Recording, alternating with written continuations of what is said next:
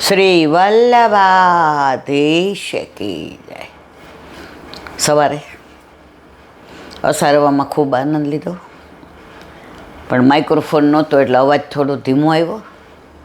પણ ઓચિંતાનું વૈષ્ણવોનો સંગ થઈ ગયો. ડભોઈને બરોડાથી આખી બસ આવી હતી. ગૌશાળા, ગાયો, વૈષ્ણવ, બાજુમાં વ્રજવાસી, અને કે એક નાનો પ્રસંગ કયો. તો સવારના પૂરમાં વગર માઇક્રોફોને વિડીયો ઉતાર્યો. તો કદાચ થોડો ધીમો આવે તો ક્ષમા કરશો. સવારે એ આનંદ લઈને ઘરે આવ્યા. ઠાકોરજી રાહ જોતા હતા, કારણ કે 9 વાગે ગયા હતા. રોજ કરતાં રવિવારે ઠાકોરજીને જાગવામાં મોડું થાય. દીકરાને ઘણી વાર કહું કે તો એ કે મમ્મી રવિવારે તો એમને આરામ કરવા દે. એટલે આપણે પછી યથા દેહે તથા દેવે, કારણ કે અમારા છોકરા એ રવિવારે મોડા ઉઠતા હોય, સિવાય કે આકાશને એ આ રવિવારે જવું હોય એટલે. તો સવારે બહુ જ આનંદ કર્યો. ગાયોને ખવડાવ્યું, ગિરિરાજ બાવાની પરિક્રમા કરી. ગુસાઈજીને ગોકુળનાથજી તો પિંક ઓલામાં એટલા સુહાતા હતા. મોટા જોઈ નટવરલાલની આરતી કરી. કીર્તન ગાતા હતા. બોલે માઈ ગોવર્ધન પર ઉર્વા એસે શ્યામઘન બીજલે. અને જે કીર્તનની અંદર ભાવ ભર્યો હતો. અને આ બધા વૈષ્ણવ આવ્યા હતા અને બીજા બધા. ટૂંકમાં સવારે વ્રજને મહેસૂસ કર્યું.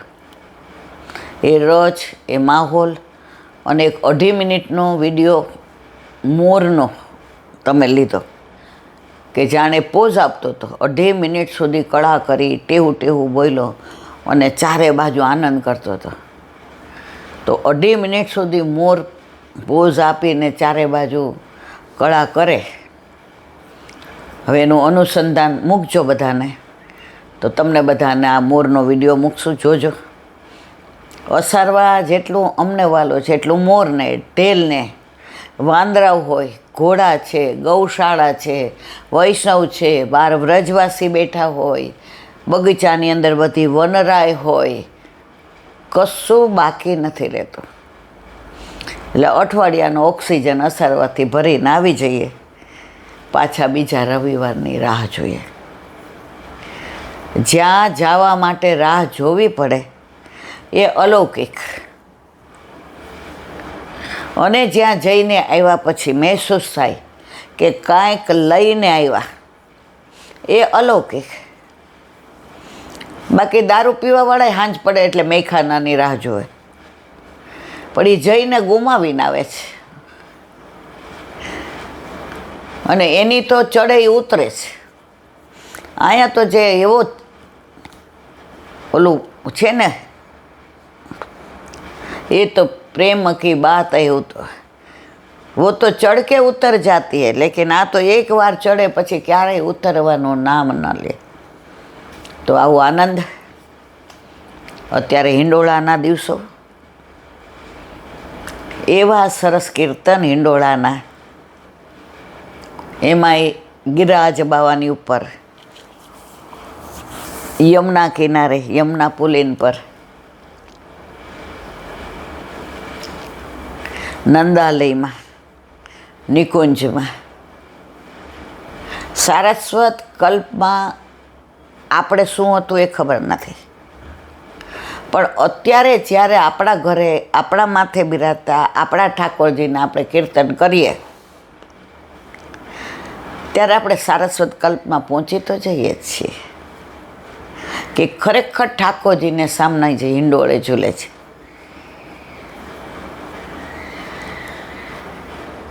ઝૂલત ગોકુલ ચંદ હિંડોળે, ઝુલાવત સબ વ્રજ નારી.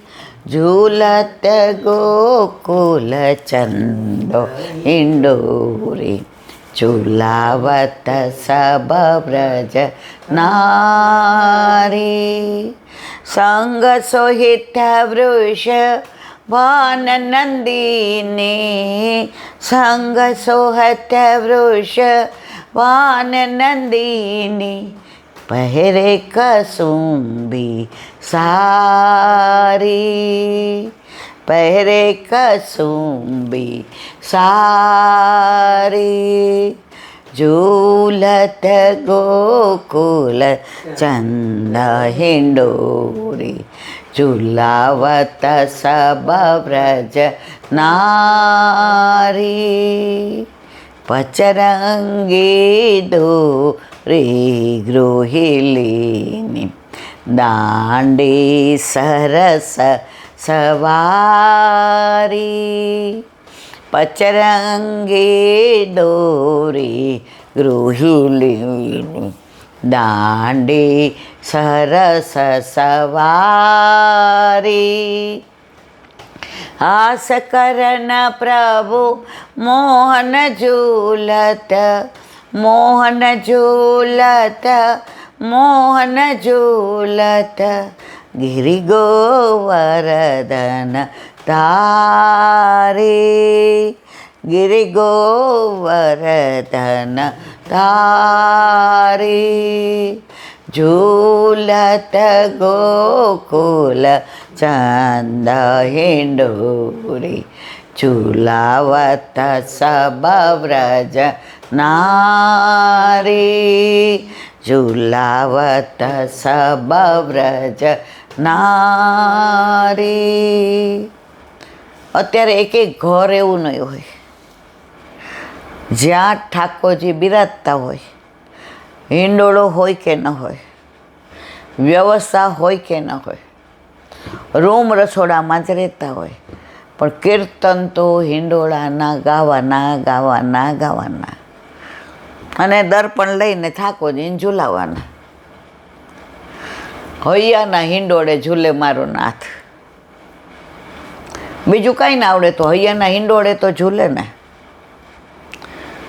તો અત્યારે તો આમ જાણે માહોલ જ ઉત્સવનો ઘરમાં કે મંદિરોમાં કે નિધિ મંદિરોમાં અત્યારનો માહોલ આખો ઉત્સવનો.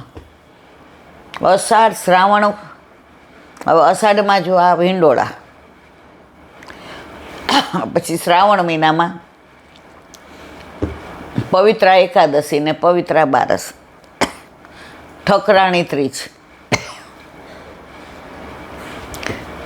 ઠાકોરજીના જન્માષ્ટમી,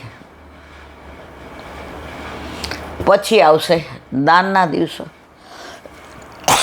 પછી આવશે સાંજીના, પછી આવે નવવિલાસ.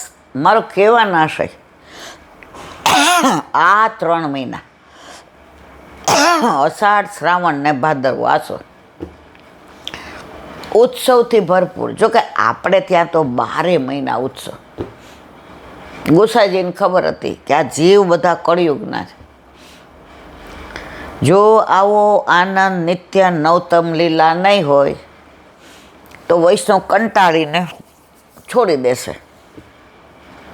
આ તો તમે જુઓ તો રોજ કોઈ મળે એટલે તરત ઈલાબેન કોઈ હિંડોળા સીવી દે એવું છે. પહેલાં તો હું સીવતી હતી પણ હવે મારા આંખે એટલું દેખાતું નથી. જો વાત શેની આવી, હવે વળી કોઈ પાછું સામગ્રી કોઈક દિવસ ના થાય, બહાર ગયા હોઈએ તો બંટા ગોળી કે વધુ કર રાખીએ ચાલે. ઠાકોરજી એવું કહેતા જ નથી કે આમ કર. તું ઉત્સવમાં મને ભૂલતી નથી, બસ એ જ આનંદ છે. આજે આપણા દીકરાનો બર્થડે ભૂલી જાય તેને કેવું થાય, એની મેરેજ એનિવર્સરી ભૂલી જાય તો કેવું થાય, એના વાઈફનો બર્થડે ભૂલી જાય તો કેવું થાય. તો આપણા આ અલૌકિક પ્રભુને દરેક ઉત્સવમાં એટલો બધો આનંદ, પણ એની એક જ શરત છે કે મારા આ સ્વરૂપને વલ્લભે તારા માથે પધરાવી દીધું જ. એટલે તું જ આ ઉત્સવ કર. પહેલાં બહુ ચાલ્યું હતું બધું, બધા એકબીજાનું ઘરે જાય ને બધું. પછી ધીમે ધીમે દેખાદેખીમાં ખદબદ થવા માંડી. લે ત્યાં ઠાકોરજીને આવી માળા ગયા વખતે આ જ હતી, હારી માળા તો લાવતી હો. હવે 50 જણના ભેગા થયા હોય એમાં એક જણને આવું કે હવે બધાય થોડી થોડી સામગ્રી લાવ્યા હોય. તને ટોપરા પાક સિવાય કાંઈ આવડતું જ નથી. જુઓ, ધીમે ધીમે વ્યથાઓ ચાલુ થઈ. અને હવે બધા સત્સંગમાં થોડા બાળકોના વચનામૃત આવે યુટ્યુબમાં, પુષ્ટિ માર્ગીય શાસ્ત્રીજીઓના આવે, ભાગવત વંચાય. ધીમે ધીમે બધાને ખબર પડી કે આપણા ઘરે આપણા માથે બિરાજતા આપણા ઠાકોરજીના દર્શન કોઈને કરાવાય નહીં, અને જો કરાવીએ તો 1 વર્ષની સેવા જાય. ગયે વખતે ડોલોત્સવમાં, ગયા વખતે 2-3 વર્ષ પહેલાં ડોલોત્સવ કે હિંડોળા બહુ મને ખબર નથી, તો 50-60 વૈષ્ણવે નક્કી કર્યું કે આપણે 1 જણના ફાર્મ હાઉસ ઉપર જઈએ. હા, હિંડોળા જતા બરાબર. એટલે બધા વેલ ટુ ડુ ફેમિલી, એટલે બધાના ઘરે ગાડી. હવે એમના ગ્રુપમાં એક નિષ્કંચન વૈષ્ણવ, એટલે બધાએ કીધું કે તું આ બનાવી આવજે, તું આ બનાવી આવજે, તું આ બનાવી આવજે. અને બધાએ લેરિયાના વસ્ત્ર ઠાકોરજીના અને 2-3 નવી લેરિયાની સાડીઓ લઈ આવ્યા કે ત્યાં અમારે પેલું એક વૃક્ષ છે એને આપણે બાંધી દેશું, ને અમારો ત્યાં પગી છે તો એ બધું વ્યવસ્થા કરશે. અને અહીંથી આ લોકો સરસ ગાદી ને ઉપર રેશમી કપડું ને બધું લઈ ગયા. હવે ઓલા વૈષ્ણવને બધા ભૂલી ગયા, કારણ કે જેને ગાડી હતા બધાએ કીધું પોતપોતાની રીતે એટલે પહોંચવાનું, કે કોઈ વહેલું નીકળે ને કોઈ મોડું. વહેલું નીકળે એ તૈયારી કરવા માંડે, અને મોડું આવે એ પછી એની રીતનું. એટલે ઓલા વૈષ્ણવે તો 50 જણને ઠાકોરજી પછવાડે લે એટલું વ્યંજન ને સામગ્રીને હવે બધાય રાજભોગ ધરાવીને ગયા હતા. એટલે જઈને ત્યાં ઠાકોરજીને હિંડોળે ઝૂલાવવાનું. હવે બધા એટલા તન્મય થઈ ગયા, ઠાકોરજીને પધરાવ્યા. હવે ઠાકોરજીથી સહન થાય કે ઓલા નિષ્કંચન વૈષ્ણવ રહી જાય? હવે તમે પરાકાષ્ઠા જોજો. એટલે 50 જણા એકબીજાને જો સામગ્રી છે ને થોડી થોડી બધા કટોરીમાં ધરો. એટલે બધા એ ચાંદીની કટોરી લાવ્યા દેખાડવા કે અમે તો ઠાકોરજીને ચાંદીમાં ધરીએ છીએ. તો બધા આટલી કટોરીમાં જે લાવ્યા એ બધાના ઠાકોરજી, અને આગળ પેલું ટેબલ જેવું મૂકી દીધું હતું, એના ઉપર રેશમી કપડું, અને એના ઉપર હવે પરાકાષ્ઠા જુઓ. હવે ઓલા વૈષ્ણવને તો 11 વાગ્યા એટલે એમ થયું કે હમણાં આવશે. હવે એને એમ થયું ફોન કરું ને કોઈને ગમે કે ના ગમે, પણ પ્રભુ એના વિના રહી. જોયું તો ઓલા બેને કીધું હતું કે મારા ઘરે મોટા ઝારીજી છે ચાંદીના, હું લઈ આવીશ. એટલે જુદા જુદા ઝારીજી જગ્યા રોકે તો બધાના ઠાકોરજી આવે. ઓલા બેન ઝારીજી લેતા જ ભૂલી ગયા. હવે ઝારીજી વિના ન પધરાવાય, ન આરોગે, ન હિંડોળે ઝુલાવાય. એટલે બધાએ અટકીમાં સામગ્રી ધરી. એટલે બધાએ કે હાય હાય મંગળાબેન ક્યાં? એ કે હરો એ કે જો એના માટે જ આપણને ઝારીજી ભૂલાવડાવ્યા. હવે ડ્રાઈવરને કીધું કે તું મંગળાબેનને લઈ જા અને ઘરે જઈને દાદાને કહેજે કે મોટા ઝારીજી તિજોરીમાં છે ને આ ચાવી. એટલે બધા કે ડ્રાઈવરને ચાવી થોડી દેવાય, આમ થોડું કરાય કે ભાઈ અમારા ઘરે આ બચુભાઈ 40 વર્ષથી તમે ચિંતા કરોમાં, અને અત્યારે તો મોબાઈલની વ્યવસ્થા. એટલે ચાવી દીધી, જુડો કેડેથી ભરાવીને લો. અને એના વરને મોબાઈલમાં ફોન કર્યો કે મારી તિજોરીમાં અને નેવડો છે એની અંદર જ છે, તમે આ બચુભાઈ ભેગા મોકલજો. ઓલા બેનને લીધા તો એ કે કાં હું એકલી બધા ક્યાં ગયા? એટલે બચુભાઈ કે બધાય પહોંચી ગયા, તમને ભૂલી ગયા હતા.